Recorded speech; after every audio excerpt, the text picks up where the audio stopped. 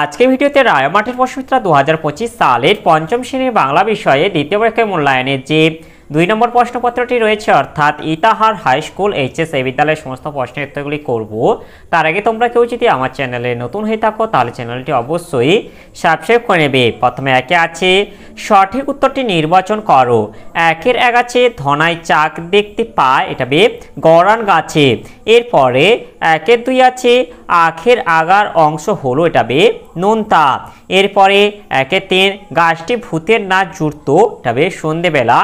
এরপরে একের চার আছে কবি খুশির অগাধ লুটোপুটি খুঁজে পান, এটা হবে মাঠে। এরপরে একের পাঁচ আছে মানুষ শব্দটি, এটা হবে উভয় লিঙ্গ।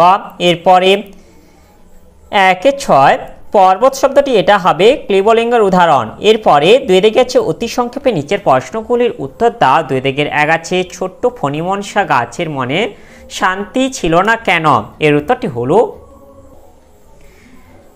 আশেপাশের গাছেদের পাতাগুলো বেশ সুন্দর অথচ তার পাতাগুলো বিচ্ছিরি রকমের সুচলো আর কাঁটাযুক্ত হওয়ায় ছোট্ট ফণিমনসা গাছের মনে শান্তি ছিল না। এরপরে দুয়ে দুই আছে কবিতায় গাছকে মায়াতরু বলা হয়েছে কেন, এর উত্তরটি হলো মায়াতরু বলার কারণ মায়াতরু কবিতায় দিনে ও রাতের বিভিন্ন সময়ে গাছটি কবির চোখে বিচিত্র রূপে ধরা পড়েছে। ভূত, ভালুক, হীরের মাছ এমন অনেক রূপে গাছটিকে কবি দেখেছেন। আলো অন্ধকার জ্যোৎস্না বৃষ্টিতে গাছটির চেহারা মায়াবী হয়ে উঠেছে, তাই গাছটিকে মায়াতরু বলা হয়েছে। এরপরে দুয়ে তিন আছে শিয়াল আর কুমির মিলে কিসের চাষ করেছিল, এর উত্তরটি হলো শিয়াল ও কুমির আলু, ধান ও আখের চাষ করেছিল। এরপরে দুইয়ের চার আছে ভগবানের প্রাসাদে পৌঁছে ব্যাঙ কি দেখলো, এর উত্তরটি হলো ভগবানের প্রাসাদে পৌঁছে ব্যাঙ দেখলো যে দেবতারা নানান ভোজ ও আনন্দ উৎসবে ব্যস্ত হয়ে আছে।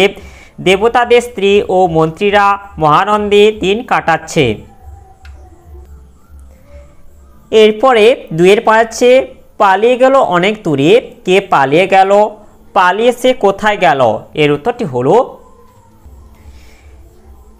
মৈত্রী দেবীর লেখা ঝড় কবিতায় ঝড়ের পালিয়ে যাওয়ার কথা বলা হয়েছে। ঝড় অনেক দূরে সাতসাগরের পারে পালিয়ে গেল।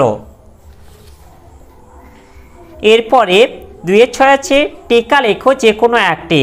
দুইয়ের ছয়ের এক আছে ট্যাগ, দুইয়ের ছয়ের দুই আছে শিশির, এর উত্তরগুলি হলো ট্যাগ। শিবশঙ্কর মিত্রের মধু আনতে বাঘের মুখে রচনায় আমরা ট্যাগ শব্দটি পাই। দুটো ছোট নদী মেশার ফলে একটি ত্রিভুজ আকারের জমি তৈরি হয়। এই ত্রিভুজ আকারের জমি মাথা বা সামনের অংশটিকে ট্যাগ বলে। সাধারণত সুন্দরবন অঞ্চলে এই শব্দটি ব্যবহৃত হয়ে থাকে। এরপর আছে শিশির। শিবশঙ্কর মিত্রের মধু আনতে বাঘের মুখে রচনার আমরা শিশু শব্দটি পাই। জঙ্গলের মধ্যেকার ছোট সরু খাতকে শিশে বলে। শিশে সাধারণত 3-4 হাত চওড়া হয়। সুন্দরবনের গভীর জঙ্গলে শিশে দেখা যায়। এরপরে তিনে দিকে আছে নিচের প্রশ্নগুলির উত্তর দাও। তিনের এক আছে বচন কাকে বলে, বচন কত প্রকার, একটি করে উদাহরণ দাও, এর উত্তরটি হলো বিশেষ্য বা সর্বনাম পদের যে রূপের সাহায্যে জীব বা জড়বস্তুর সংখ্যা বোঝানো হয় তাকে বচন বলে। বাংলা ভাষায় বচন দুই প্রকার, একবচন এবং বহুবচন। একটি মাত্র বিশেষ্য বা সর্বনাম বোঝালে একবচন এবং একাধিক বিশেষ্য বা সর্বনাম বোঝালে বহুবচন হয়। একবচন উদাহরণ ছেলেটি ভগবানে বিশ্বাস করে না, আকাশে চাঁদ উঠেছে। এখানে ছেলেটি বা চাঁদ এগুলি হচ্ছে একবচন। এরপর বহুবচনের উদাহরণ হলো তোমরা কোথায় চললে, এখানে তোমরা হচ্ছে বহুবচন। এরপর যেটা আছে ফুলগুলো তুলে নাও, এখানে ফুলগুলো হলো বহুবচন। এরপরে তিনের দুই আছে লিঙ্গ পরিবর্তন করো। তিনের দুইয়ের এক আছে গায়ক, গায়ক থেকে এটা হবে গায়িকা। তিনের দুইয়ের দুই আছে এটা কবি, কবি থেকে এটা হবে মহিলা কবি। তিনের দুইয়ের তিন আছে এটা পুত্র থেকে এটা হবে কন্যা। এরপর তিনের দুইয়ের চার আছে সাহেব, সাহেব থেকে এটা হবে মেম। এই যে তোমরা দেখে নাও।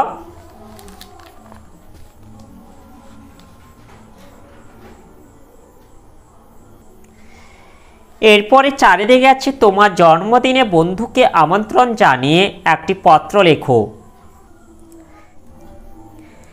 এই যে পত্রটা তোমরা দেখে নাও কীভাবে লিখতে হবে, এখানে লিখে দেখিয়ে দেওয়া আছে এবং আমি একটি নতুন ভিডিওর মাধ্যমে তোমাদের কীভাবে পত্র লিখতে হবে এবং খুব সহজে পরীক্ষায় নাম্বার পাওয়া যায় এর জন্য আমি তোমাদের একটি নতুন ভিডিও আনতে চলেছি এবং ওই ভিডিওটি তোমাদের পাওয়ার জন্য অবশ্যই তোমরা বেশি বেশি করে কমেন্ট করো এবং চ্যানেলটাকে সাবস্ক্রাইব করে বেল আইকনটি অল করে রাখো, তাহলে তোমরা খুব সহজে তোমাদের কাছে ভিডিওগুলি চলে যাবে।